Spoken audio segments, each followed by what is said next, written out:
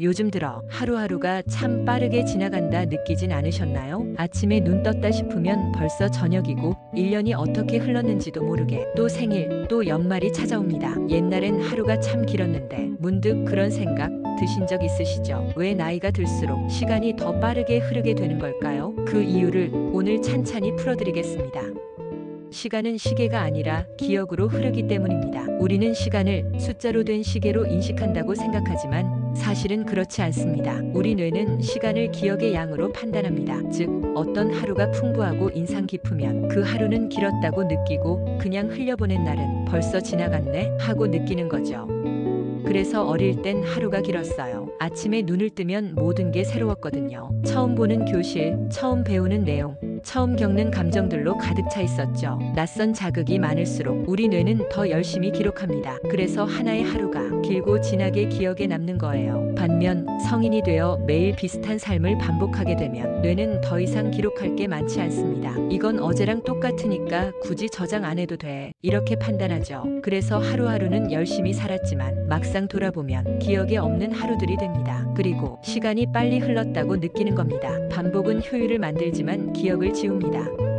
우리는 점점 더 효율적으로 살기 위해 루틴을 만들고 습관을 만들고 에너지를 덜 쓰는 방식을 택하죠. 아침에 일어나고 같은 시간에 출근하고 비슷한 일을 반복하고 같은 자리에서 퇴근합니다. 이게 꼭 나쁜 건 아니에요. 몸과 마음이 지치지 않도록 패턴화된 일상은 오히려 우리를 지켜주기도 하니까요. 하지만 효율적인 하루는 기억의 밀도에서는 가장 얇은 하루일지도 모릅니다. 오늘과 어제가 구분되지 않는 삶. 이번 주와 지난주가 차이가 없는 삶은 뇌에 남는 기억이 거의 없기 때문에 시간이 순식간에 지나가 버린 것처럼 느껴져요. 처음 갔던 여행지의 하루는 왜 그렇게 길었을까? 혹시 여행을 다녀온 첫날을 기억하시나요? 공항에 도착한 순간부터 처음 타본 대중교통, 낯선 간판, 다른 언어, 새로운 풍경과 공기. 그 하루는 놀랄 만큼 길게 느껴졌을 겁니다. 아침부터 밤까지 정말 많은 일이 있었던 것처럼요. 하지만 똑같은 시간을 집에서 보냈다면 하루가 어떻게 지나갔는지도 모르게 끝났을 거예요. 이게 바로 시간 체감의 차이입니다. 사진첩에 하루 동안 찍은 사진이 2장뿐이라면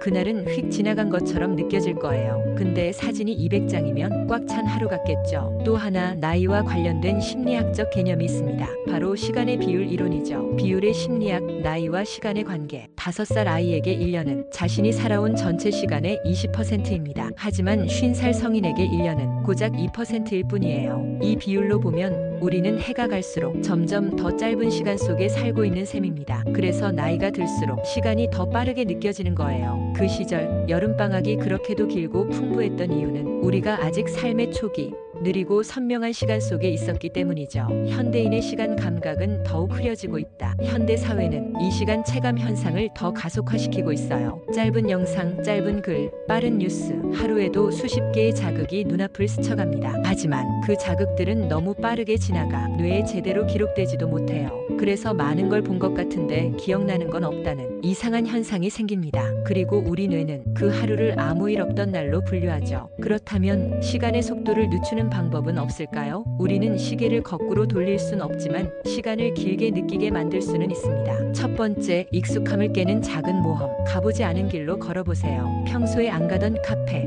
처음 시도해보는 음식, 작은 변화만으로도 뇌는 이건 새로운 경험이야 하고 집중합니다. 그리고 그날은 기억에 남게 돼요. 두 번째, 기록을 남기기. 사진 한 장, 일기 한 줄, 음성 메모. 그날이 있었음을 기록하는 습관은 뇌에게 이렇게 말해주는 거예요. 이날은 사라지지 않아. 기억해줘. 세 번째, 지금 이 순간에 집중하기. 밥을 먹을 때 눈앞의 음식에 집중해보세요. 걸을 때는 이어폰을 빼고 주변 소리에 귀 기울여보세요. 핸드폰 없이 마시는 커피 한 잔, 바람이 스치는 느낌, 낙엽이 흔들리는 소리. 그 모든 게 시간을 천천히 흘러가게 합니다. 삶의 속도보다 중요한 건 삶의 밀도. 시간은 누구에게나 공평합니다. 우린 모두 하루 24시간을 갖고 있죠. 하지만 그 시간이 어떤 사람에게는 금방 지나가고 어떤 사람에겐 길고 선명하게 남습니다. 그 차이는 속도가 아니라 밀도에서 나옵니다. 삶의 밀도는 익숙함을 깰 때, 새로운 감각을 받아들일 때, 지금 이 순간을 살아갈 때 깊어집니다. 시간이 빠르다고 느껴질 때 그건 그건 우리가 너무 익숙하게 살고 있다는 신호입니다. 어쩌면 시간이 아니라 내가 먼저 멈췄는지도 몰라요. 우리가 진짜 원하는 건 더 오래 사는 삶이 아니라